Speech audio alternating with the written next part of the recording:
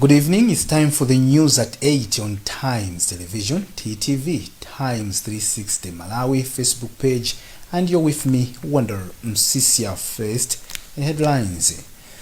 Death toll in the Kyungu Bridge accident rises to 3. 15 more government officials arrested in connection with the mismanagement of 6.2 billion kwacha in COVID-19 response funds. And renowned orator Patrick Lumumba commends what he calls President Lazarus Chakwera's bold action against corruption. We have these plus many other stories. Please do stay with us.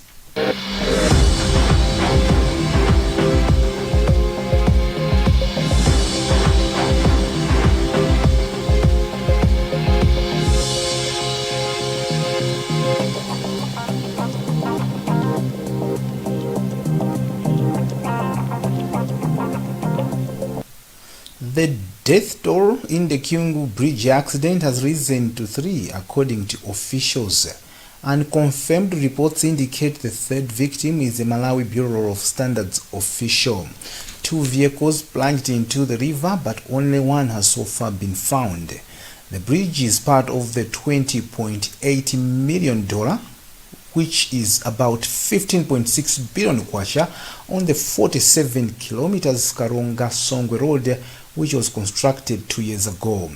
Vice President Saulos Chilima, who is on official duty in the northern region, and Paramount Chief Kyungu have visited the place. Feston Malegezo with the details. Police in Karonga said 2 vehicles plunged into the river immediately after the incident, an accident that has so far claimed lives of 3 people. Karonga Police spokesperson Enoch Liverson said the 3 are from Immigration Department, Malawi Revenue Authority, and Malawi Bureau of Standards. Liverson said investigations are in progress because one of the vehicles is yet to be found. The incident prompted Vice President Saulos Chilima, who was in Nkarabe, to rush to the scene for a fact-finding mission. The assignment to construct the road was given to ZCC, a Chinese construction company, which has been reassigned to temporarily deal with the problem, together with Malawi Defense Force Engineering Department. Asked on who will shoulder the cost of the temporary solution and the long-term river realigning plan, Chilima said Roads Authority has been assigned to work on that. He was, however, categorical to mention that no one will be shielded on the matter. What we've been told here is that when the works were going on with the actual road, there was a suggestion to retrain the river so that it gets back to its original channel, and that didn't happen. And therefore, these are the things, that's the price you pay for not listening to advice. Equally, Paramount Chief Kyungu said it is sad that after he advised the contractor on how the river misbehaves, his piece of advice was thrown under the bus. We had the Home Minister, I was telling them here that unless you address the situation, this will be. They said no. And then they opted to have another construction. But I said the problem is here, not there. Meanwhile, Roads Authority has said the site will be fixed temporarily by the end of business on Friday. Police have arrested 15 more government officials in connection with the mismanagement of 6.2 billion kwacha meant for COVID-19 response. This brings the number of people arrested over the issue to 62. Malawi Police Service spokesperson James Kadadzela says 5 of those arrested include Blantyre City Council Director of Finance Richard Jakala. 10 of those arrested are from the Ministry of Information's Accounts Department. Others include Civic Education Officer in the Ministry of Information, Alik Kampeza. Meanwhile, the Chief Residence Magistrates Court in Lilongwe has denied bail to 6 people who were arrested in connection with the issue. The 6 include Director of Administration in the Office of President and Cabinet Rashid Mterera, Procurement Officer at the office Dominic Chimalilo, and businessman Martin Mainja. They are being accused of conspiracy to defraud government through a dubious 97.1 million kwacha COVID-19 disinfection exercise at Capitol Hill and Kamuzu Palace. Taunga Sabola with the details. The other 3 suspects who appeared before Chief Resident Magistrate Patrick Chirwa on Thursday afternoon are former Deputy Director of Information Deogratias Mana, Deputy Director of Administration at the Ministry of Information Samuel Nkhani, and another official from the ministry, Mr. Chuale. Chief Resident Magistrate Patrick Chirwa said although bail is a constitutional right for all people suspected to have committed a crime, he had denied the bail applications to give the authorities enough time to conclude their investigations. Police on Wednesday had asked the court to remand the suspects for another 14 days to allow the authorities to conclude the investigations in the matter. Kwagwanji is a lawyer representing one of the suspects, and he explains what transpired in the court. Yesterday, the court reserved its ruling on bail. The state had made an application for further remand for the accused persons for 14 days. The court has, in principle, agreed with the state that there's need for more investigations and that those investigations can only be done while the accused persons are in custody. The only issue that the court has addressed is that instead of giving the state 14 days, it has given the state 9 days. An audit report by the National Audit Office last week revealed massive plunder of 6.2 billion kwacha resources through allowances and flouting procedures, leading to several arrests. As of Thursday morning, police had arrested 46 people in connection with misappropriating COVID-19 funds. Renowned orator Patrick Lumumba has commended what he calls President Lazarus Chakwera's bold action against corruption. The Kenyan anti-corruption activist praised President Chakwera's leadership style after talks at Mtutama state residence in Lilongwe on Thursday. Matthews Kasanda reports. Lumumba has commended the Malawi leader for demonstrating political will in fighting corruption by directing that those implicated in the abuse of COVID-19 funds should be arrested. He says such bold actions have made Chakwera earn recognition in Africa and beyond. The former director of the Kenyan Anti-Corruption Commission has therefore called upon all Malawians and relevant stakeholders to rally behind Chakwera as he fights corruption, cautioning that corruption will always find a way of fighting back. He says the fight against corruption is not an easy task and that it is not for the faint-hearted. And I can tell you that even as President Chakwera is making these moves, there is no shortage of individuals who are going to fight back. Corruption fights back. Corruption accuses. Corruption is a dragon that is not going to be easy to slay. Lumumba has also said the COVID-19 has disturbed the continent, affecting several sectors including health, agriculture and tourism, hence the need for the countries in Africa to come up with new ways of doing things. And African governments, in my view, should deploy a portion of their budgets with the specific agenda of supporting initiatives that are already going on. Presidential spokesperson Brian Banda said the president had a fruitful discussion with Lumumba, which he called a private meeting. Malawians are expected to start enjoying cheaper internet bundles after mobile network operator Airtel Malawi reduced prices. Airtel Malawi has either reduced the prices for or increased the volume for bundles ranging from 1 GB to 4 GB. Consumers Association of Malawi Executive Director John Capito has since called on Malawians to wait until they see the actual change.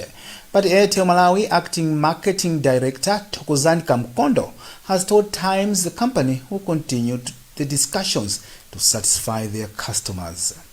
We always in contact with our regulator, MACRA, and of course the government when it comes to pricing of our different products. So this is just one of the things that we do on our network where we reduce prices now and again according to different factors at that time.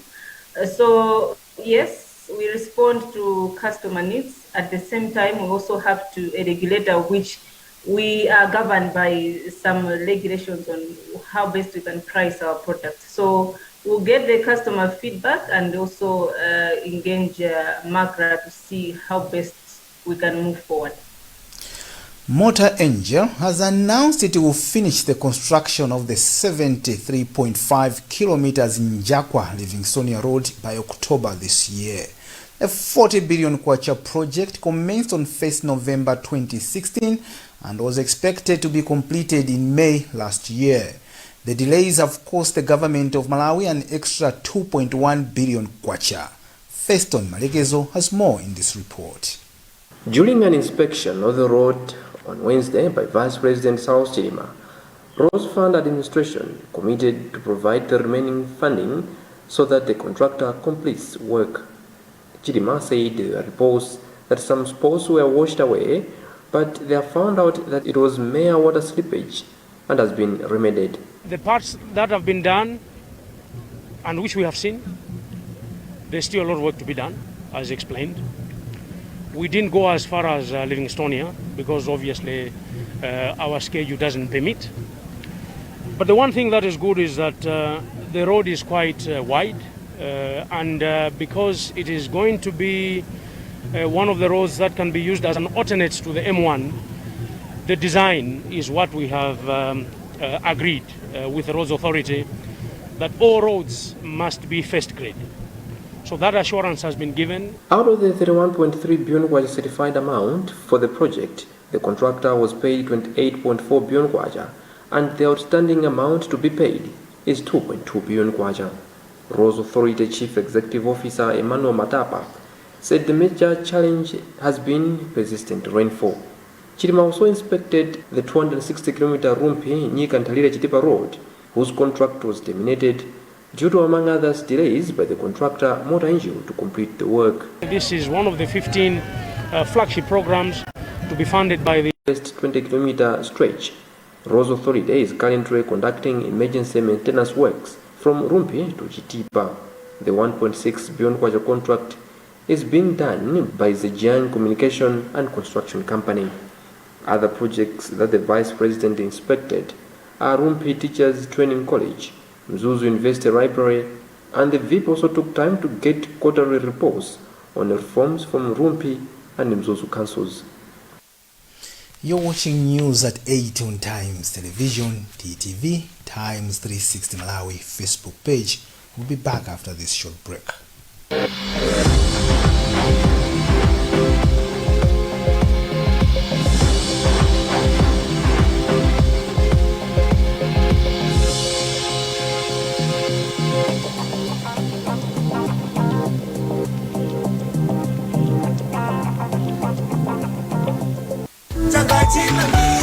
Tipolole kungonjezera mayunits atnm kuyambira 200 kwacha kapena kuposera pamenepo mutha kukhala mmodzi mwa mamilioneya mu TNM Tipolole promotion.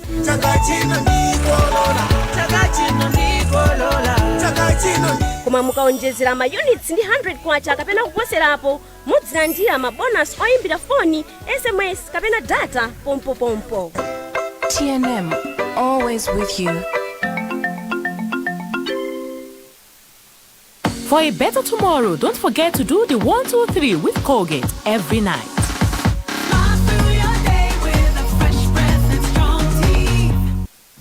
If there's one thing that all soaps do, it's wash. From buckets to basins, bathrooms to streams, and everything in between. All soaps wash. Yes, but Protex is different. Its reinvented formula with flaxseed oil boosts your skin's natural anti-germ defenses by 10 times more, protecting you against 99.9% of germs. So what keeps us healthy? Protex! Good health starts here.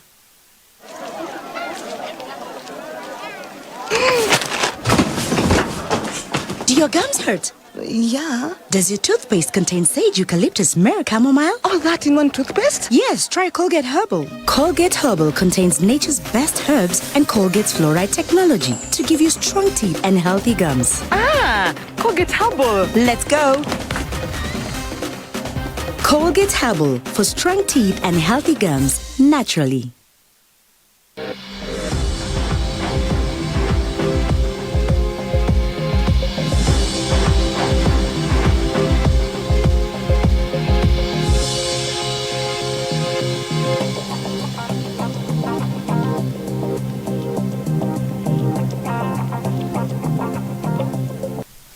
Welcome back. You're watching news at 8 on Times Television, TTV, Times 360 Malawi, Facebook page.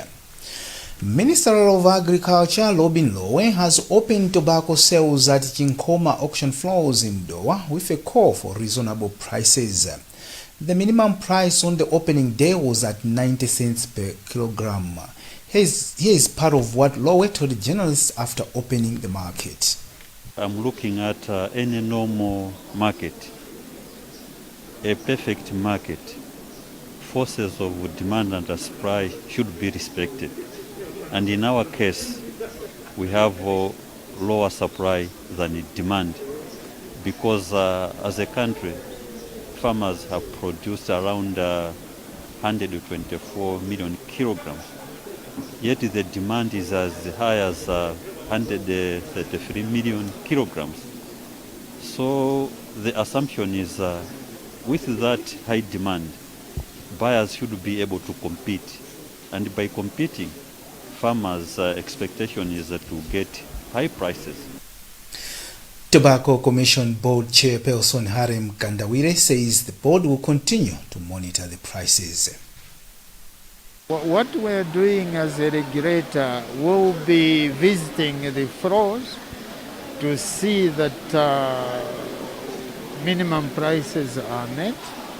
Sometimes you find a buyer just because the classified price is $2.60. He would say, no, can you reduce? No.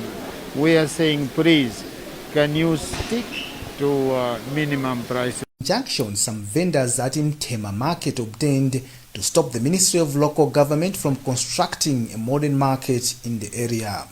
The initiative to construct the market was launched in May last year. Wezi Gausi reports. Deputy Minister of Local Government and Rural Development Halima Dawood says they have been engaging vendors more than once to allow the contractor to start working, but all attempts proved futile. Presiding over the handling of the petition, Group Village Edman in Tema says there have been several attempts to liaise with the vendors on the importance of the modern market, but they have been defiant. He says instead of abiding by what they agreed in the negotiations, they went ahead to get an injunction at the court restraining the contractor to start the work. Receiving the petition, Mchinji District Council Chairperson Yona Mtanga says it was sad to learn what was happening at Kapiri Trading Center. He says as council they have noted the chief's concern and they would act accordingly. In the last meeting the ministry had with vendors and chiefs, they threatened to use force to remove the vendors if they do not comply. As one way of promoting girls' education, Umodzi Youth Organization has constructed toilets and changing rooms for girls at Lukuru Primary School in Chileka, Blantyre. Thomas Kachere has the story. After noting some challenges affecting girls' education, Umodzi Youth Organization decided to construct toilets and changing rooms for the girls at Lukuru Primary School in Blantyre. Programs manager for the organization, Shai Ali, says they also intend to construct additional classes at the campus to provide room for pupils who get lessons under trees. We came up with the project which we call Promoting Girl Education in order to come up with sanitation facilities such as change rooms, and we also decided to cover this part where they were lacking sanitary parts by buying at least 4 sewing machines and train 10 women in how to sew these reusable sanitary parts for free distribution to the young girls so that they are able to come to school during their menstrual cycles and they attend classes so as they are at par with their male counterpart. Head teacher for the school, Senzeni Zaibadzata, thanked the organization for the gesture, adding that it will promote girls' education because there will be no absenteeism among the girls. I'm very happy. I'm failing to express my happiness because of the work they have done. This changing rooms will help the learners. It will reduce absenteeism. It will also promote facility to our learners. Umodzi Youth Organization got registered in 2004 and has been carrying out different charity activities. Ali also said they donated sewing machines and trained some women how to make sanitary pads, which are being distributed to girls for free. And Chikwawa Mkombezi Member of Parliament Abida Mia has donated a solar-powered water pump to Tilamsembe irrigation scheme in the constituency. The 9 million kwacha worth water pump has been donated with support from the World Muslim League, but Mia has provided 20 bags of cement for installation. The Lowosiri always has a problem with the rainfall and hunger. So that's why I'm trying to set up irrigation schemes, even if it's small scale, 10 hectares, group. It will assist them. As you can see, there's 11 chiefs in that particular scheme at the moment. We have these 2 schemes running here. They appreciate that, and it's making a huge difference in their lives. So if we actually have proper irrigation, the big schemes, that will even help them much more. But the tank, like the one you've seen there, it's a total of 9 million kwacha, and that was donated by the Islamic World League. Chairperson of the irrigation scheme, Lyson Kutacha, described the donation as timely.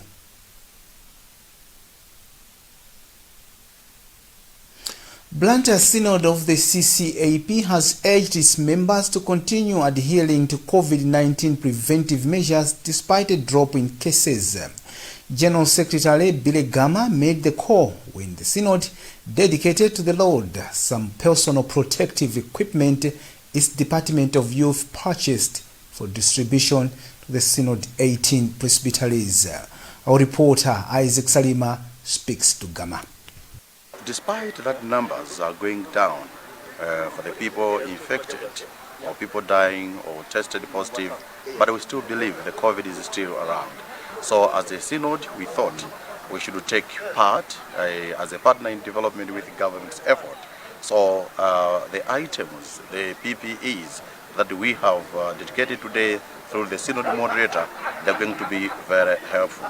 We are very much aware that there are so many people, especially in rural areas, that we believe they cannot afford to get these PPEs. Yes, I know the government made it mandatory for the facial masks, but we have sometimes met other people who have said, yes, we want the mask. These precautionary measures, they are saving our lives. So the message from the synod is that let us take very serious. In Ikiwa people say, moyo ndi mpamba, and moyo sama kusungira muntu wina. So each and every member, as a Christian, he should be faithful to this message because it is going to save lives. The Synod Director for Youth, Reverend Chikondi Banda, said the initiative is part of the Church's effort to fight against COVID-19. We come with this initiative just because COVID-19 has affected a lot of people in Malawi and in the world. And as a church, we have been hit hard in the youth department because most of the time our youth fellowship are affected.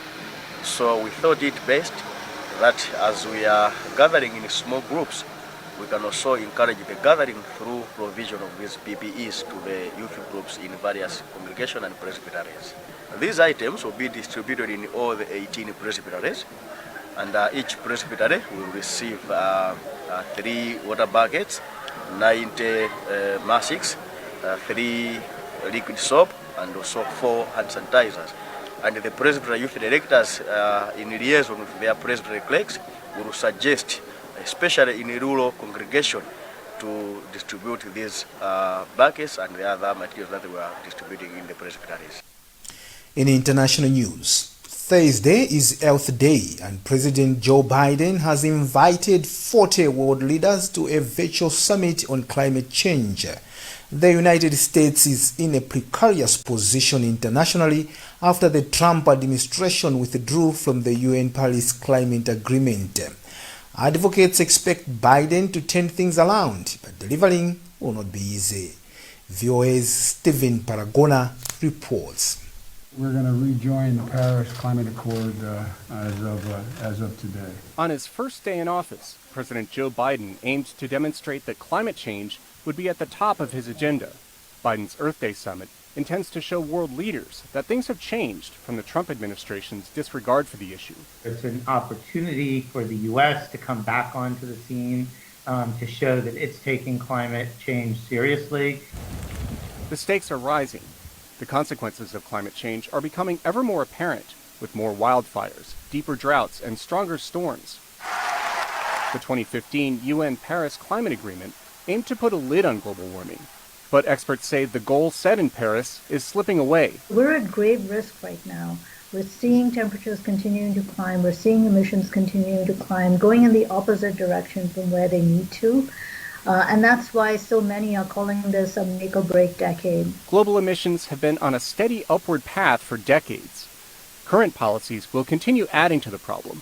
But Wasco says emissions need to fall by nearly half by 2030 to be on a path that avoids the worst impacts of climate change. If you don't start bending that curve now, the trajectory that one would have to be on following 2030 is just, one that would be incredibly difficult to achieve.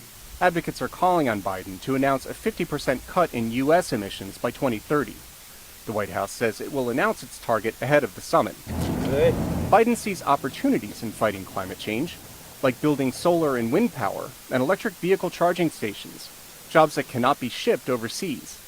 It's a cornerstone of his $2.3 trillion infrastructure plan. The American Jobs Plan will lead to a transformational progress in our effort to tackle climate change with American jobs and American ingenuity. But Congress would have to pass that plan, and Republicans are solidly opposed. It is a massive expansion of the government, financed on the backs of the American taxpayers with taxes that will hurt the economy and cost us jobs. It's not clear the United States will make the cuts Biden wants. That weakens the U.S. position globally. Until we can sort out those politics, it's going to be tough for us to claim this leadership mantle internationally on the top line numbers. Meanwhile, eyes are on other major polluters, including China, the world's biggest. $2 billion kwacha in COVID-19 response. And renowned orator Patrick Lumumba commends what he calls President Lazarus Chakwera's bold action against corruption. You've been with me, Wonder Msisia. You can get more on these and other stories by visiting our website www.times.mw, liking our Facebook page Times360 Malawi, and following us on Twitter at Times360 Malawi. Remember to wash your hands regularly, observe social and physical distance, and mask up. Please stay safe.